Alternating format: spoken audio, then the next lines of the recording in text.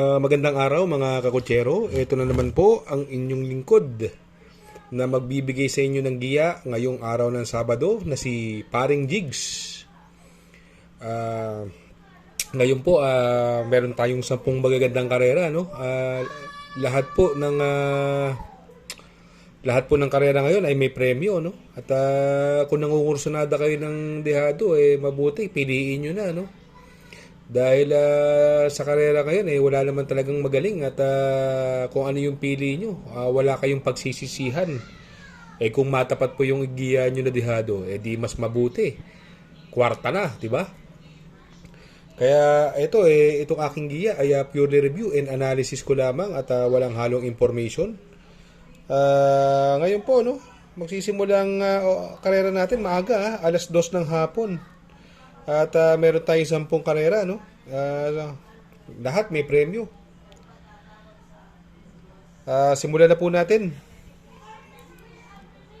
Race number 1. Dito po, magsisimula ang first set ng winner take all. The Nolan Racing Trophy Race. Distance is 1,400 meters. May 13 kalahok but 12 in numbers. May coupled entry po tayo, yung numero 8 na si Professor Jones, coupled with Within Reach. Itong karerang to, kung mapapansin nyo, no? Ang pwedeng mauna po rito yung numero 1 si Awesome Cole at yung numero 8 Professor Jones at Within Reach. Pero napakababa po nito, no? Professor Jones, binalik na kay Uno Hernandez. Alam naman natin na nung sinakyan ni Uno Hernandez ito, nakakalaban ito si Tough Feeling, no? Kapiraso lang sila nagkakatalo. Ito medyo mababa sa laban tong laban na to, no?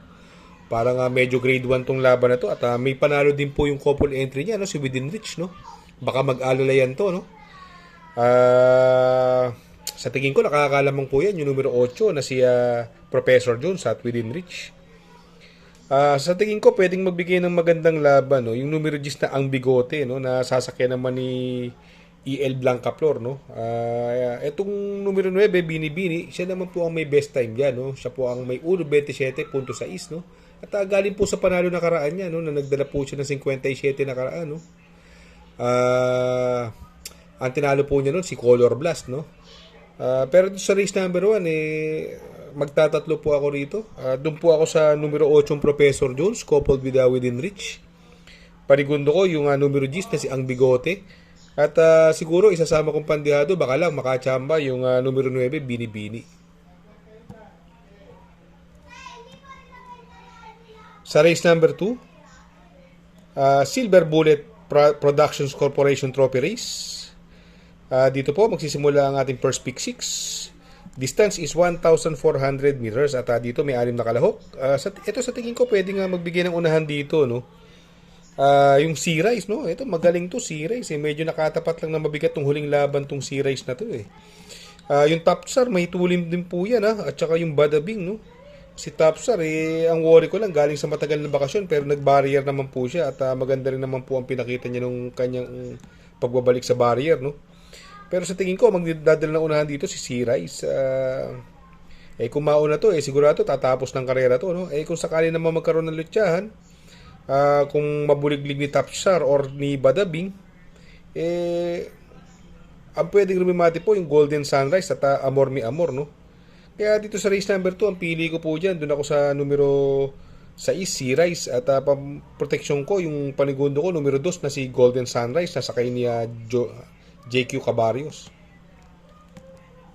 Sa race number 3, dito naman po, magsisimula ang ating first pick 5, Engineer Pelizardo Jun Sevilla Jr. Trophy Race. Distance is 1,400 meters, may 12 kalahok. Itong karerang to, anybody's race po ito, Although ang tingin ko magdadala ng unahan dito yung numero 4 Piece of Cake na sakay ni Uno at ni My Boy Lollipop, no, na sakay naman ni Onyok Garcia, no. Sa tingin ko kayang-kaya ni Piece of Cake ang ere niyan ni My Boy Lollipop, at sa baba ng laban tingin ko nakakalamang po yan Piece of Cake. Kung sakaling pwedeng tumalo po dyan yung numero 1 si Aphrodite at yung coupled entry niya si Bantay Sarado, no. Yan ang tingin kong pwede lumimati dyan, siguro sasama ko magandang pandirado po rito yung numero 10 na si Summerlin, no, nasakay ni Marlon Laloma, no. Ito medyo mababa na rin po sa laban to. Kaya dito sa race number 3 pili ko po dyan. Doon ako sa numero 4 Piece of Cake. Panigundo ko numero 1 Aphrodite coupled with Bantay Sarado. At isasama kong pandiado, numero 10 na si Summerlin. Sa race number 4, dito po magsisimula ang ating second winner take all. Kenmore Lodge Trophy Race. Distance is 1,400 meters. May 8 kalahok but 16 numbers. May coupled entry, yung Super Earth coupled with Easy Way at yung Uncle Vines coupled with Queen of the Nile. Ito possible scenario po, no? Pwedeng mauna rito si Easy Way at saka si Queen of the Nile. Pwedeng magkaroon ng lutsahan dyan. Si American Paraya, ito napupunto po ito. Nakakalaban nito sila Eye in the Sky. Itong King James, ito nakakadalawang sunod na panalo na yan. Yung malaking karera niya at yung nakaraang tinakbo niya, King James. Itong Super Earth, may panalo din po yan. Yan po ang pwede rin matin dyan. Itong sa Uncle Vines, medyo hindi ko kukursunado yung mga huling takbo na ito. Itong Shanghai Silk naman, bago nagbakasyon, nagpanalo din po yan na dehado, si Shanghai Silk. Itong Primavera kasi, tingin ko, magaling to pagka nauna at sinasabay. Kaya medyo ayoko muna sa kanya. Kaya dito sa race number 4, siguro doon ako sa mga napupunto. No? Doon ako sa numero 1 na si King James. Ang panigundo ko, yung numero 8, si American Paraya. At isasama kong pandiado, yung numero 4 na si Shanghai Silk. Sa race number 5, dito naman po magsisimula ang ating second pick 6. Mr. Nap Magno Trophy Race. May 10 kalahok. Dito po, no? Dito possible scenario po, no? Pwedeng maghabulan yung tingin kong malalyamado diyan, yung kabayo ni Mr. Rabano, yung numero 3 sa Sampaloc Pride, Time Traveler at si may isa pang mabilis diyan si Skylab, Caraga Wonder at si Skylaber, no? Pero si Skylaber na magaling capability to, no? Natuturuan niya sumunod si Skylaber at saka medyo impresibo rin po yung mga panalo niya na Skylaber. So tingin ko dito kung magkakaroon ng lutsahan yung Sampaloc Pride, Time Traveler, no? At saka si Caraga Wonder, mapapabor doon sa numero 6 na si Skylaber, dahil marunong nga isunod yan. Yan po ang napupusuan ko dyan. Ang pwede rin mati dyan, yung numero 2 na si Nosenyong Yana, yung sakay ni Uno Hernandez, at saka yung numero 9 Laguna de Bay, pandiado ko po yan, si Laguna de Bay, no? Sakay ni A.R. Ramos, no? Si Helgay, medyo hindi maganda pinakita ng huling laban niya, although medyo mababa sa laban to, si You Never Know naman, ito galing po sa panalo. Pero dito sa race number 5, magtatatlo po ako rito. Doon ako sa numero 6 na si Skylaber. Panigundo ko, numero 2, Caraga Wonder, coupled with Nosenyong Yana. At isasama kong pandiado yung numero 9 na si Laguna de Bay. Sa race number 6, Ira Herrera Tribute Race.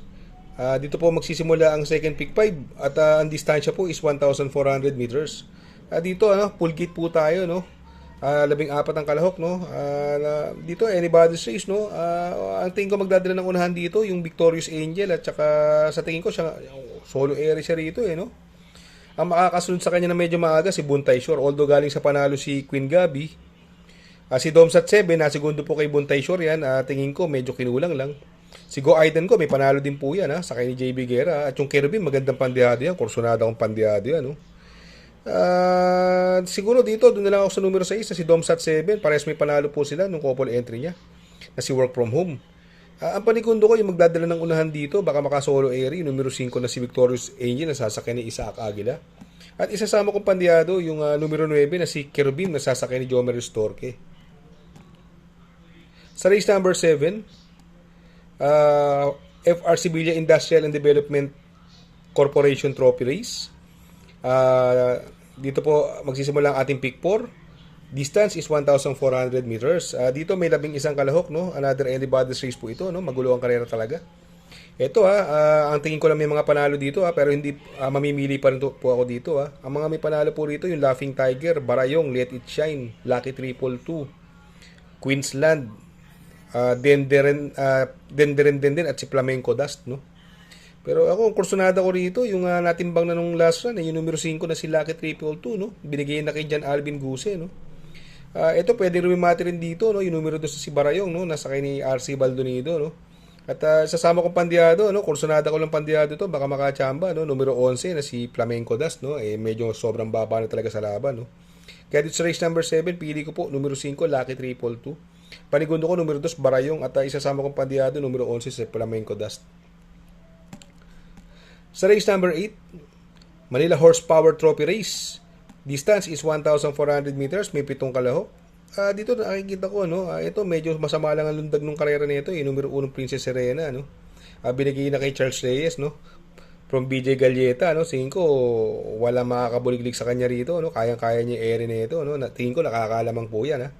Ang tingin ko pwede mabigay ng magandang laban dyan, yung numero 5 na si Express Lane dahil mababa na nga po sa laban at binigay na po kay King Flores. Kaya dito sa race number 8, ang pili ko po, numero 1, Princess Serena. Ang panigundo ko, numero 5 na si Express Lane. Sa race number 9, penultimate race, Congressman Tony Calixto Trophy Race. Distance is 1,400 meters at may 7 kalahok po tayo dito. Another anybody's race.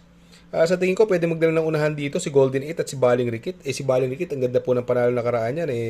Nakabreak po nanalo yan. Si Golden 8, hindi masyadong magandang tinakbo nakaraan, although mababa na po sa laban. At yung I Love Mati, magandang diado po yan. Baka magkaroon ng habulan yung Golden 8 at Baling Rikit. Manalo yung I Love Mati. Kaya dito sa race number 9, pili ko po dyan. Doon ako sa numero 4, Baling Rikit. Panigundo ko, numero 2, Golden 8. At sasama kong pandiado, numero 1, si I Love Mati. Sa race number 10, sa last and final race, Concrete Solution Trophy Race. Another 1,400 meters distance, may 10 kalahok. Dito po, no, sa tingin ko magdadala ng unahan dito, no, yung numero 1 Spirit of Might, no.